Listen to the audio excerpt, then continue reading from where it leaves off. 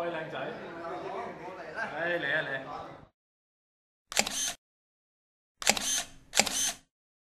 啱啱就完成咗我哋嘅即係活動啦，咁而家我哋做完啱啱做完個 debriefing 啦。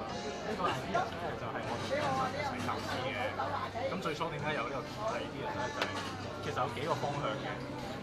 咁第一個啦就係有一次我幫國泰去影一輯相，咁去到咧當時喺澳洲嘅，咁當時就我嗰個 partner 係 video man 啦，咁我問你咁你其實平時影咩㗎？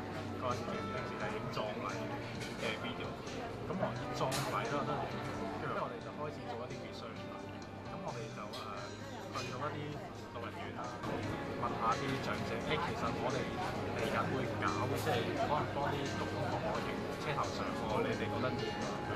咁最初嗰幾間社福機構都話幾好啊，你哋個 idea。